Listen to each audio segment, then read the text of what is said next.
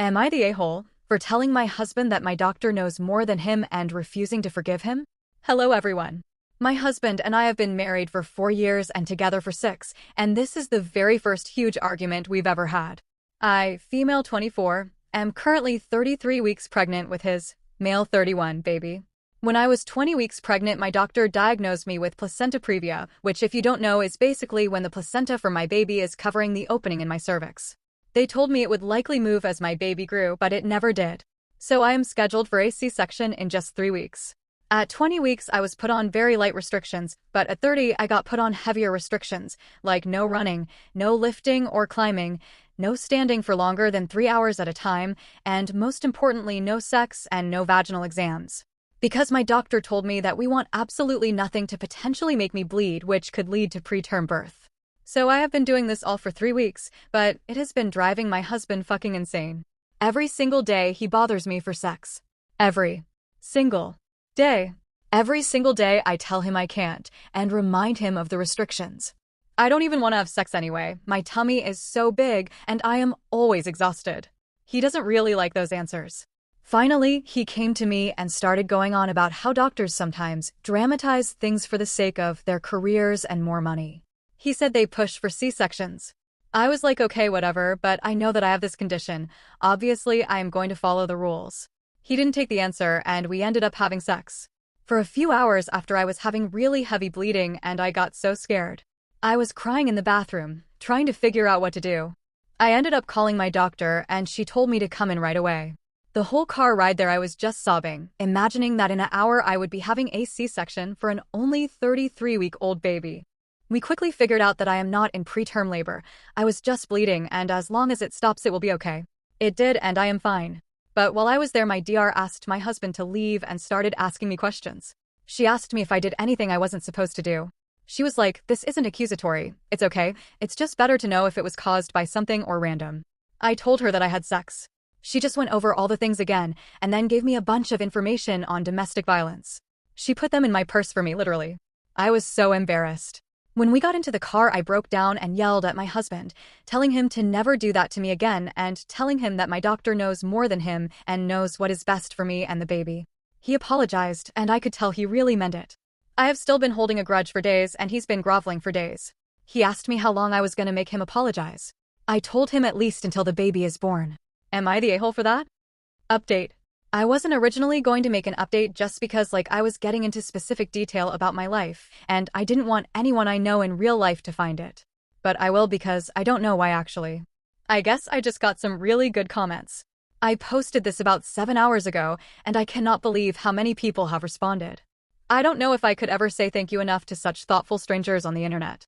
So originally my plan was to tell my doctor and my sister-in-law, maybe my brother, but I wasn't looking forward to discussing those details with him. I rescheduled my weekly appointment with my doctor for TMR. I know some people said I would be able to just walk in, but I didn't want to do it and then make some excuse to my husband. The comments made me realize the severity of the situation, and honestly, I am terrified. So I called my sister-in-law when she got off work, and we had a really long conversation. I mentioned in the comments, but my sister-in-law and brother have never really liked my husband, especially my sister-in-law. She was very supportive and kind, and we talked for a long time. I guess I can admit now that it wasn't just sex, it was rape. We talked about that more than anything else. And she cleared the whole confusion thing up very quickly. I told her a lot of the things my mom excused because she likes my husband, and my sister-in-law was livid. I guess I kinda knew she always would be, which is why I never told her. She ended up telling me to talk to my doctor, and she will talk to my brother, and we will see what's going on. She said she will come down on the soonest flight, but my brother cannot come yet because they do have children of their own. I was content with that though, and my appointment with my doctor is tomorrow. So my husband got home kinda early and saw how I was upset. I really was planning on getting myself together before he came home, but I did not have time. Still, I was not going to tell him anything, but he was being so kind, which he really usually is. I know that's hard to believe, but it's true. But today especially, he was so kind and so worried about me. I know it was stupid to explain the situation, but I did. I don't know why. I'm just used to telling him my problems, I guess. It was a mistake, and I know that. I am really trying not to be so stupid anymore, but it's hard to switch from thinking about him as my loving and caring husband to my husband who is hurting me. So I told him that, and how he hurt me, and honestly I am scared now. He was like, what, how? I said by forcing me to have sex, by literally forcing my legs apart and telling me to calm down. He was like, oh my fucking god, don't fucking say that. That's a crime, do you understand that? Do you understand you just accused me of Marshall Grape? And pushed me away from him. I started to apologize, and he started to say it was okay and do that thing where he acts like I'm dumb again. So I finally yeah, actually, I really do understand that now. It isn't right and it is Marshall Grape. It resulted in a huge argument, once again. He called me an idiot for even daring to say those words. I called him an abuser and he literally laughed. He was like, who are you talking to? You don't know what you're talking about, and started to go on and on about things I don't know about. He said sex with his wife isn't grape, no matter how you split it. I ended up trying to just walk away, but he grabbed me by my wrist. I snatched my hand away, and he held up his hands, was like, oh, I'm sorry. That might be considered battery of a pregnant woman, if we're going by your definitions. The condescending tone is what really drove me to the edge, and I told him I don't want to be around him. He was like, fine, I'll go. I said no, I want to go. I want to be away from you. He threw the credit card at me and told me to go get a hotel then. So I did. And here I am, typing this now. And my sister-in-law is on her way right now, but I am so far from okay. He's called me several times, but I won't answer. I've never seen him that angry before. I am slightly concerned what he will do if I genuinely tell him I want to leave and take the baby. He is the one who wanted to have a child, and I was convinced. It won't let me take her easily, and that terrifies me. Every time my daughter kicks, I just want to sob. I never thought that my own baby would make me cry like this. But I am just so scared. Second update. This one is quick and for the people who wanted me to verify that I am okay. I genuinely don't know what to say about the amount of support I got. Thank you so very much. August 7th, I posted my update, and I mentioned having Braxton Hicks for the first time. I was urged to go to the hospital. I originally wasn't going to, but thank goodness that I did, because by the time I walked in the door, I was bleeding so heavily it was down my legs. Turns out I had a placental abruption. August 7th at 10:37 p.m., my daughter was born via emergency C-section.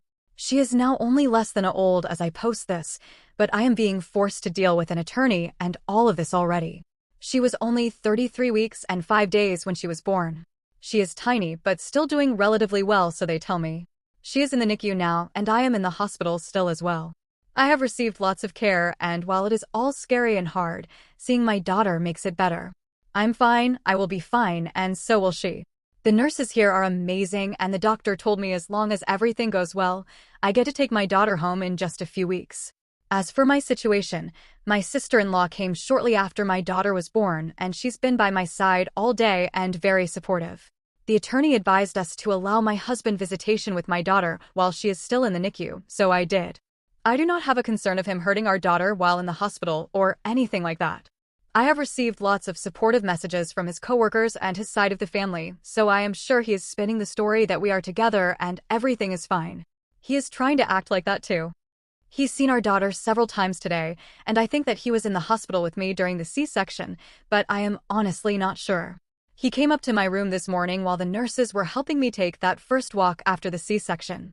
I was just emotional enough to let him in. I have to be honest and say it wasn't easy to try and hate him after all of this. I still let him comfort me, and I still cried to him. But at the end when he said, you wouldn't have had to do this alone if you weren't acting that way, and grabbed my face to make me kiss him, it reminded me of why exactly I am doing this. So yeah, I am not so sure what I am going to do.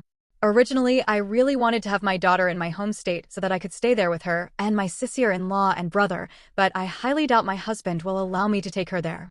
My attorney says I have options, and the options are heavily in my favor, as I did what you all suggested and got the medical records of the grapes, including the one I posted about and 2 more I went to the hospital for over the years, as well as in writing my doctor saying that my placental abruption was likely caused by trauma and stress, for custody and stuff like that, but likely only here where we currently live. Honestly, that's okay.